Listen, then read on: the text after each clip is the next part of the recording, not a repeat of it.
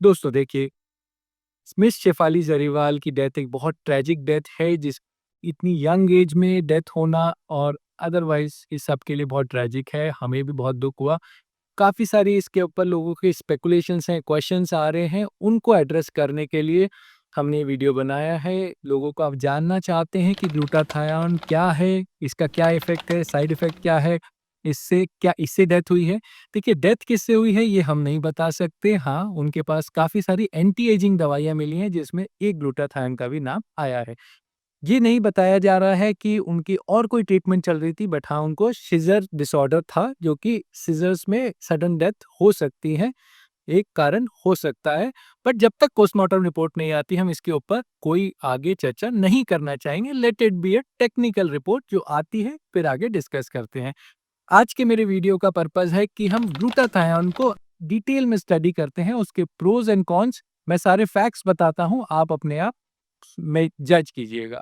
ठीक है? और इसमें मेरा एक ही अनुरोध है, देखिए आप चाहे ग्लूटाथायोन लगवाते हैं, नहीं लगवाते हैं, आगे लगवाएँगे, नहीं लगवाएँगे, उससे आप एक बात ध्यान से रखिए, कोई भी दवाई इवन पैरासिटामोल जो कि बहुत सेफ दवाई है, वो भी अगर बहुत हाई डोज़ में ली जाए, तो उसके साइड इफ़ेक्ट हैं और डेथ तक हो सकती है। हर दवाई एक्सेस में या हर कोई भी केमिकल एक्सेस में प्रॉब्लम क्रिएट कर सकता है, तो इसलिए एक्सेस नहीं लेना है।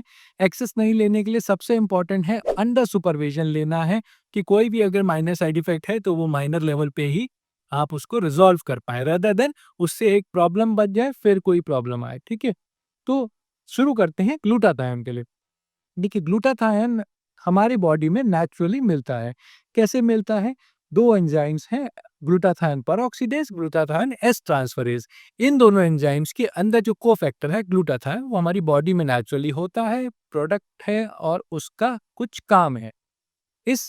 इसका जो हमें सबसे ज़्यादा काम है वो हाइड्रोजन पेरोक्साइड, फ्री रेडिकल्स ऐसी जो चीज़ें जो ऑक्सीडेटिव स्ट्रेस जिसे हम कहते हैं, वो हमारी बॉडी में जब क्रिएट होता है because of respiration, food breakdown या सन एक्सपोज़र, इन रेडिकल्स और इन रिएक्टिव स्पीशीज़ से हमारे डीएनए को प्रोटेक्ट करना।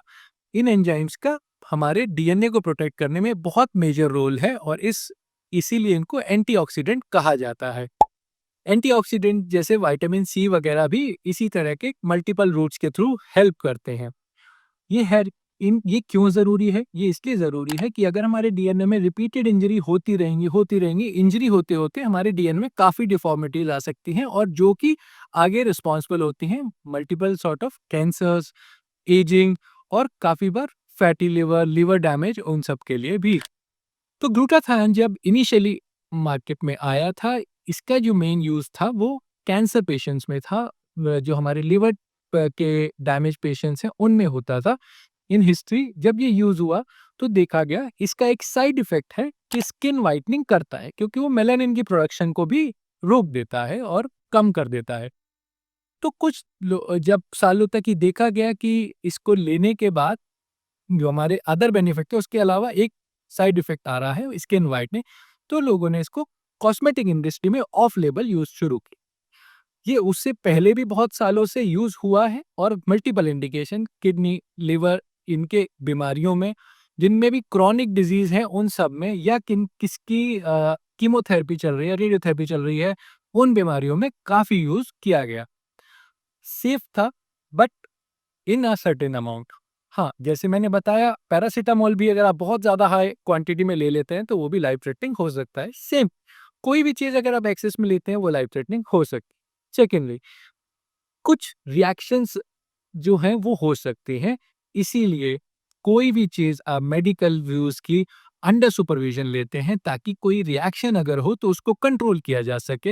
होम बेस्ड ट्रीटमेंट नहीं है डेफिनिटली, अगर आप ले रहे हैं तो डेफिनिटली अंडर सुपरविजन लेते हैं तो इसके कुछ प्रोटोकॉल्स हैं जो कि सेफ्टी प्रोटोकॉल्स आपके उस सेंटर पे होने चाहिए, इसलिए सैलून्स वगैरह पे अवॉइड करें।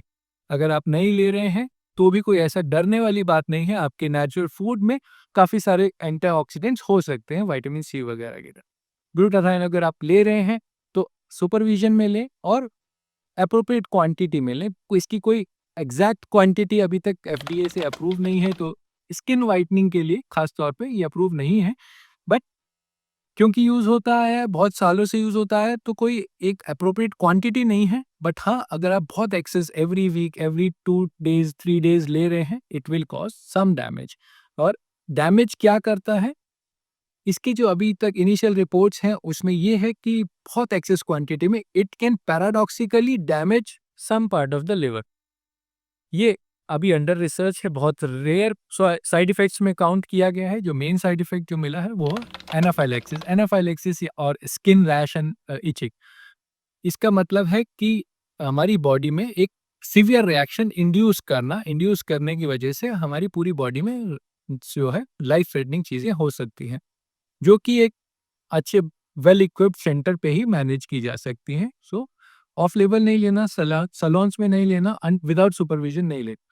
इन चीज़ों का ध्यान रखिए। लेना है नहीं लेना, ये आपका डिसीजन है। हम कुछ स्टडीज़ जो है इसके डिस्क्रिप्शन में इस वीडियो के डाल रहे हैं, जो इसकी सेफ्टी को बताते हैं। इन अदर यूजेस हमारा जो कॉस्मेटिक पर्पस है वो एफडीए के लिए अप्रूव नहीं है, बट बाकी चीज़ों में ये काफ़ी ज़्यादा यूज़ हुआ है। हमें कमेंट बॉक्स में कोई क्वेश्चन है तो पूछ सकते हैं, we will be happy to answer.